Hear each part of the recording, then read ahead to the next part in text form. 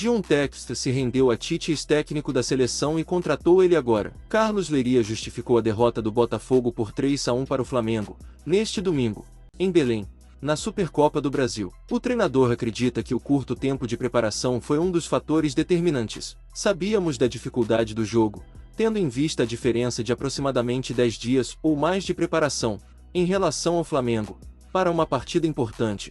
E isso ficou evidente. O tempo de preparação é muito importante. Teremos um próximo encontro no dia 12 e certamente vai diminuir essa distância que teve a partir desse período de retorno nosso para fazer a pré-temporada em virtude das conquistas do ano passado. No jogo de hoje, acredito que houve um desequilíbrio de preparação pelo tempo, afirmou Leiria, que também acredita que a chuva e paralisação do jogo atrapalharam. A pausa de 1h10, aproximadamente, acho que esse talvez tenha sido um fator determinante, e também um pouco pela característica da nossa equipe. A maneira que o jogo transcorreu depois da chuva, de alguma maneira, dificultou o nosso jogo. Sim, argumentou. O técnico ainda lamentou pouco tempo para treinar após vitória sobre o Fluminense, na última quinta-feira. A vitória sobre o Fluminense foi muito importante, mas, posteriormente, diminui o tempo que a gente tem para treinar devido à viagem e recuperação de um jogo para o outro. Procuramos fazer o nosso melhor, infelizmente não conseguimos ter o rendimento esperado para sair daqui com a vitória, completou. Vice-campeão da Supercopa do Brasil para o Flamengo,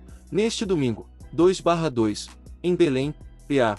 O Botafogo precisaria mandar apenas o capitão Marlon Freitas na cerimônia do segundo colocado, para receber o cheque de R$6.050.000 da CBF pela participação na competição. Porém, todo o elenco optou por ir junto. A informação foi da repórter Júlia Guimarães, do Sport TV. Segundo a jornalista, o lateral esquerdo Alex Telles afirmou que iria todo mundo junto, mostrando a união do grupo alvinegro. Os jogadores, diretoria e membros da comissão técnica foram timidamente ao palco. O volante Marlon Freitas pegou o cheque simbólico, e o time logo se retirou. O Botafogo perdeu de 3-1 para o Flamengo. Se não fosse a experiência de alguns atletas, a coisa teria sido pior na final da Supercopa do Brasil. Vimos a crônica de uma tragédia anunciada e falamos disso esta semana. Nenhum time tem Lucas Alter na zaga e sai impune de campo. O zagueiro teve participação em todos os gols do Flamengo, sendo que no último deu quase que uma assistência. Lucas Alter não tem condições mais de vestir a camisa alvinegra. Foi uma das piores atuações de um zagueiro na história centenária do clube. Com o lado físico pegando e o rival muito motivado,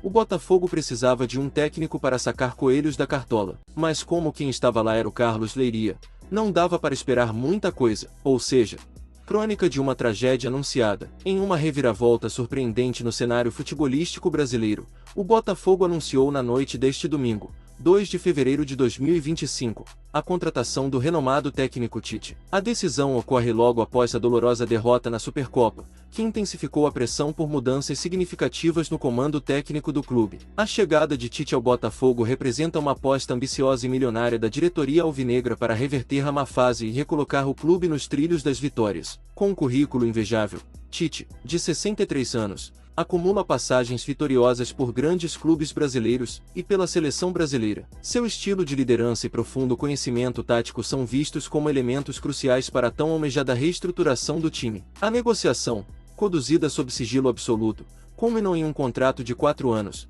com um salário estimado em R$1,6 milhão mensais, equiparando-se aos vencimentos que Tite recebia enquanto comandava a seleção brasileira. Além disso, o acordo prevê uma multa rescisória proporcional à duração do contrato, evidenciando a confiança mútua entre as partes e o compromisso com um projeto de longo prazo. John Textor, presidente do Botafogo, sempre demonstrou grande admiração pelo trabalho de Tite. Embora o treinador tivesse manifestado anteriormente o desejo de comandar uma equipe europeia, a proposta alvinegra, aliada ao desafio de revitalizar um clube tradicional como o Botafogo, foram determinantes para sua decisão de aceitar o convite. A torcida botafoguense, ávida por dias melhores, recebeu a notícia com entusiasmo e esperança. Nas redes sociais, multiplicam-se mensagens de apoio e confiança no novo comandante. A expectativa é que Tite traga não apenas resultados positivos, mas também uma filosofia de jogo que resgate a identidade e a tradição do clube. Em suas primeiras palavras como técnico do Botafogo,